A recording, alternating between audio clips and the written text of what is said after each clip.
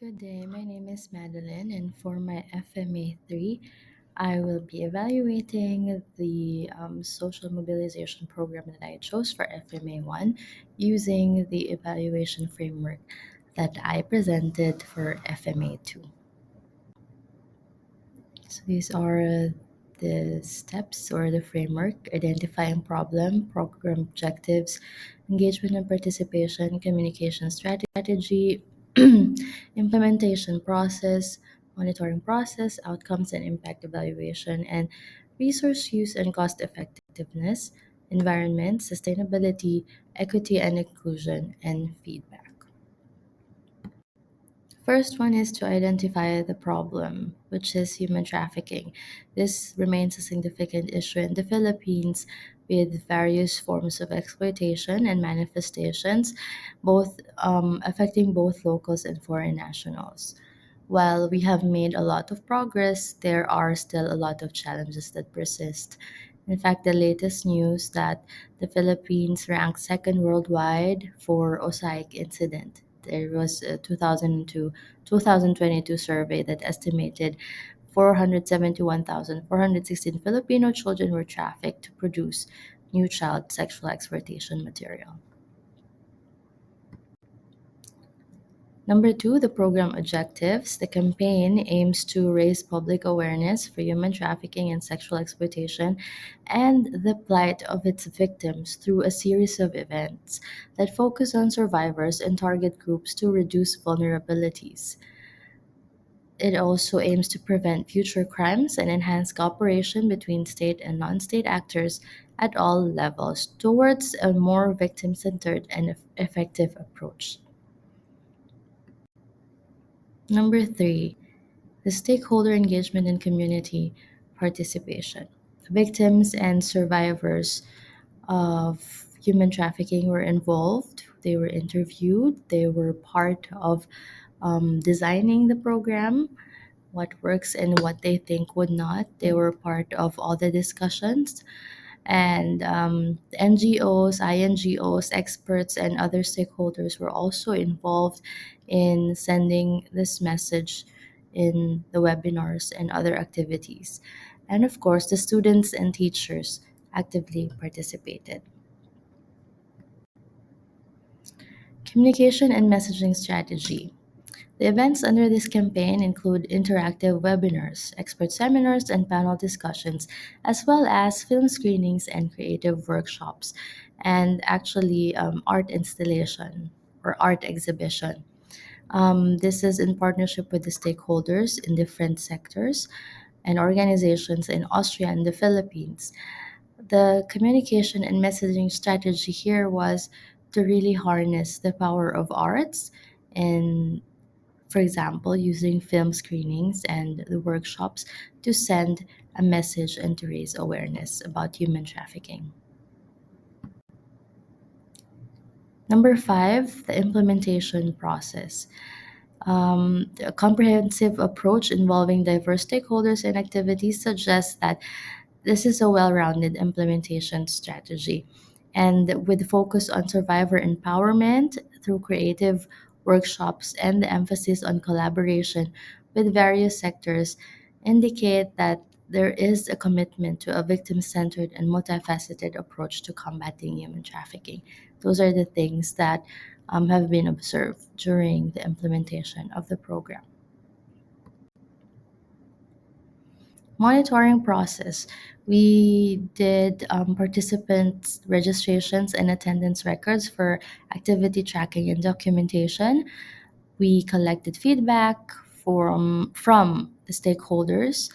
We held regular coordination meetings to ensure that we are aligned with our objectives. We shared insights and, of course, addressed any challenges that were encountered or might encounter during the campaign's implementation.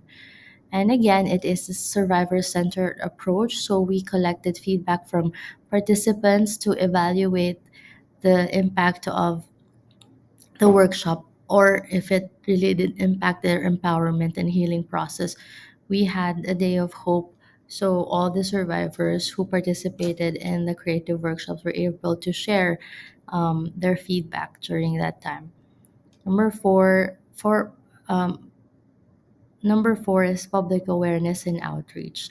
So, to gauge reach and impact of the campaign's public awareness efforts, we also monitored the media coverage and social media engagements during the campaign. Number seven, outcomes and impact evaluation. The survivor empowerment through creative workshops. Um, they were able to engage with other students and also share their stories and what they think about the policies and all of that during the webinars. And of course, it strengthened the international partnerships. Lastly, it really increased public awareness and advocacy, especially in this topic. So, when it comes to resource use and cost effectiveness, this was actually held right after the height of the pandemic. So, we only had to incur the costs for the films or the screening fees for the Austrian films because we had partnered with the Film Development Council of the Philippines and they were able to share the films with the themes of human trafficking for free. We also just had to spend for experts honorarium, the Austrians, and the workshop materials for the participants and the art installation, and as well as a very small fee for the launch of this art installation or exhibition. The activities and events under the program thrive through strong sponsorship and partnership support, allowing the program to be successfully implemented at minimal cost. The environment. So most of the activities were done online, which was very convenient for those who have access to it. And the participants or the survivors of human trafficking were also at the comfort of their shelter. They didn't really have to go outside except for that part where we had to launch their art installation, which was very powerful and very meaningful for them as well.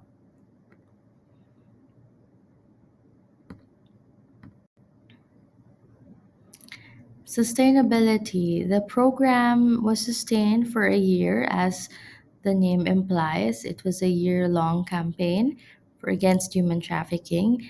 And after that, the I Fight campaign, or the, as I mentioned before, the bite sized pieces of this campaign continued in different parts of the Philippines, especially in Visayas.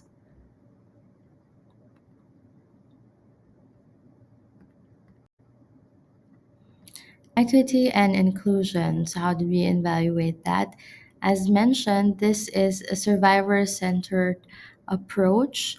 The campaign actively included survivors in its activities, particularly through the creative workshops. And survivors were not just passive recipients of supports, but were also empowered to find and use their voice, especially if we are asking them to lead this campaign. It really helped shift the narrative from victimhood to leadership. Um, to focus on vulnerable groups, the campaign specifically targeted women and children who are statistically the most at risk for trafficking and exploitation. And by prioritizing these groups, the campaign demonstrated equity in recognizing and addressing systemic vulnerabilities. The access to participation, public facing events like webinars, film screenings, and seminars made awareness building more accessible to diverse audiences, including NGOs, the youth, the business sector, and the general public. However, the barriers to digital access, of course, was raised. It was not really properly addressed. So, full inclusivity of marginalized community may not be able to access that, but it gave us um, it gave us the information that we should also do activities like this considering the people in the marginalized group. Next is the international intercultural inclusion. The campaign involved artists and facilitators from Austria and the Philippines, and that I believe fostered intercultural understanding and inclusion. It created space for collaborative learning between nations and stakeholders and communities rather than like a top-down foreign-led initiative. So, collaboration with civil society, we have partnered with the Voice of the Free. It's a local NGO known for community based work and rooted the project in the grassroots realities. This, of course, indicates that the sensitivity to local context was observed, and it's not just a one size fits all approach. We really tried to empower the survivors as leaders and prioritize vulnerable populations, and of course, engaging in the participation of local and international actors. Lastly, feedback. I would just like to share some of the feedback from our survivors. So it says there that this is one of the few initiatives where survivors were not just helped, they were heard. Many stakeholders praised the campaign for putting survivors at the center. Although it's very sensitive, they were very happy, both the stakeholders and the survivors, that they were able to actively participate here, especially in the creative arts and storytelling. This really helped them express themselves, shift narratives, and regain agency. Another participant from the creative workshop said that it didn't feel foreign, that they felt that it was shared because it was um, culturally sensitive and collaborative, especially their interaction with an Austrian artist and Filipino artists. Somebody also said that it wasn't really technical. It made the subject something that we could understand and feel. So one of the feedback was that they really appreciated the variety of platforms. We had webinars, film screening, arts, discussion, and all of those were used to educate different audiences and allowed flexible and accessible participation, especially during the pandemic recovery. Access gaps in rural remote areas. This is one of the disadvantage due to the digital format of the many events. Some communities in rural or internet limited areas may have been unintentionally excluded. So we also took that feedback. I think there was a social worker in northern Mindanao who said that it would be great to see these kinds of workshop brought to provinces or public schools. Lastly, is the lack of measurable impact reporting. This is the first time that we did it, and I believe that we really lacked measurable impact reporting.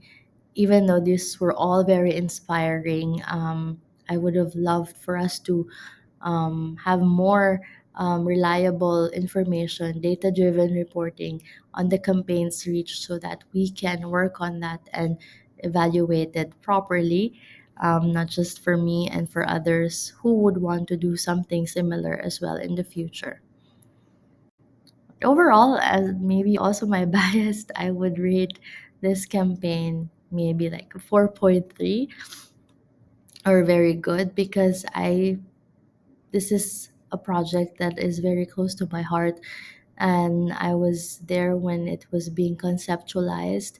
It was, I thought, very thoughtful. It was relevant and multi-layered initiative with a strong focus on survivor leadership. It was very important that they were heard and that they were not just the group of people who were talked about, but they were the ones really sharing their stories, what works and what's not, what are the pitfalls, what are the things to watch out for. That was very, very important. The collaboration between Austrian and Filipino artists, and to be able to create something so beautiful and that was used for a common message was I think very beautiful. Um, of course, we lacked the impact tracking and access gaps in rural or remote areas. And of course, the long term sustainability because it was really just for a year long campaign. But I believe that the project really set a high benchmark for rights based and anti trafficking campaigns. So that's it. Thank you very much for the opportunity to share this, and I'm really grateful that I'm able to use what we've learned to evaluate even our own works. So thank you.